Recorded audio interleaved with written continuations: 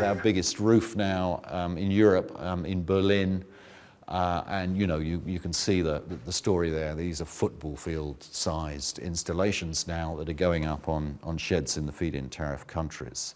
And you can design the products in different ways depending on what the user wants. Down at the Eden Centre in Cornwall, obviously the architects want some decent design, so those modules are arranged in, I can never remember it, there's a spiral in nature. That the architect wanted to copy, so that was a lot of hard work and a very nice aesthetic result. Or if you're on a flat roof in Spain, you can just lay it out like a carpet. And there's another German roof there as well. Plenty of acreage there. This is the UK's first solar-powered street. It's in Yorkshire, and the dark tiles are solar electric tiles. And the light tiles are solar thermal, so you can have solar combined heat and power in the roof. And again, marrying up with energy efficiency. I visited this installation a few months ago. There's an old lady in one of those social housing places who has got her energy bills down to £5 a month by careful attention, not over careful attention, but just routinely careful attention to energy efficiency. And buildings, of course, are more than half of all emissions in a place like the UK, and more than half of those come from the residential sector. Commercial industrial sector, different metrics. This is the Co-op's headquarters in Manchester, and in a way, this is an installation that is free because you have to replace a decorative material.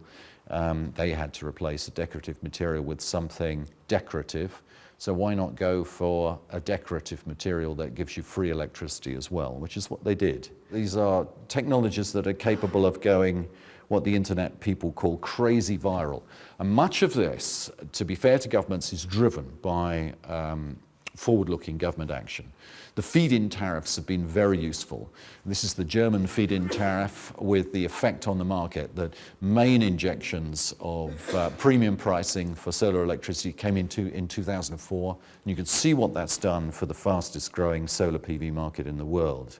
And what I like best about the German market, of course, is, a lot of this is job rich. And once upon a time, people would have said, oh, that's inefficient. If it's labor intensive, we don't want that. Not anymore, not post credit crunch with the levels of unemployment we have in many OECD countries. These are job rich. A bit more on the feed-in tariffs. Here you see some of the European countries, and when the feed-in tariff came in, you can see the same impact on the growth of the domestic market, and you can see how our pathetic British market has been sort of burbling along at next to nothing for years now without the feed-in tariff. But the good news is, as I'm sure you will all appreciate, finally we've managed to persuade the government to go for a feed-in tariff. It's not bad, it's not as generous as it could be or perhaps should be, but it's not bad at all, and it comes in April, and it will be interesting. Rates of return, annual rates of return for people investing on their own roofs or on other people's roofs even, as will happen, are going to be in excess of 10% for the way you measure against a savings account. Less than 10% of its internal rate of return, but much higher rates of return than you'd be able to get from any savings account run by any bonus cultist organisation on the high street. And they'll be index linked, guaranteed for 25 years. This is my friend Jingrong Shi from China. He was a graduate, no, he was a postdoc in the University of Sydney in the year 2000. His company Suntech didn't exist in 2001. Going into 2001, today it's the biggest manufacturer of solar cells in the world. This was good old Mr. Blair speaking at the launch of the Energy White Paper in 2003, the proper Energy White Paper in 2003. We could achieve a virtually zero carbon energy system. It's doable. And as he said in his speech, I was 10 feet away from him when he said it. Solar energy alone could meet world energy demand, not electricity demand, energy demand, using a mere fraction of land now under crops and pasture. And of course, you wouldn't have to do that. We don't want to be competing along with biofuels for land under crops and pasture. We can use roofs, we can use scrubland, all the rest of it. And so you see, it's not controversial, this. And Shell, even in their energy scenarios of 2001, came up with a formulation of what would be required in terms of renewable energy resource to generate more than people would need, 10 billion people would need, in the insane assumption that they were using energy at the levels of demand we do per capita in the European Union.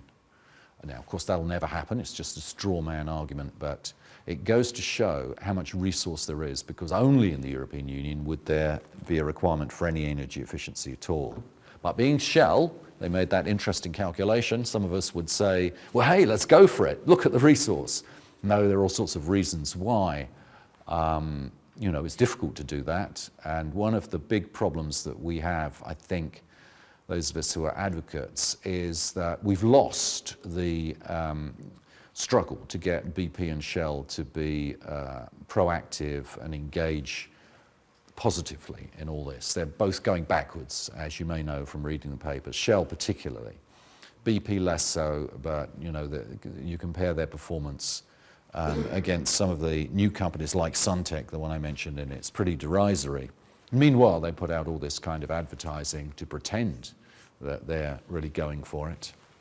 And it's sad to watch.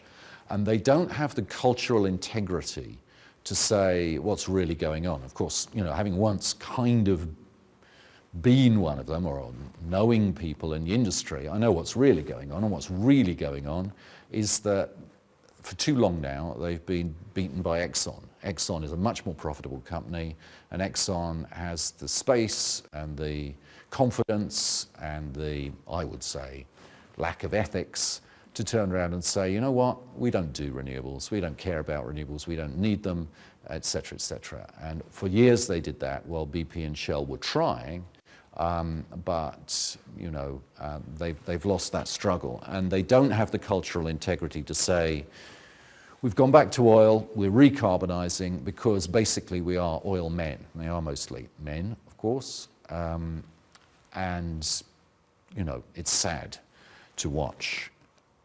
So, summarizing all that and the constraints, I often think about this. How would we explain ourselves to some sentient, compassionate extraterrestrial visitor, How would we explain the fact that we're cooking our planet when we have all these technologies that can do otherwise? We go to war for oil, we pump explosive gas into our homes, and sometimes they explode. We make nuclear weapons from civil nuclear power programs. And what are we thinking about? It's puzzling.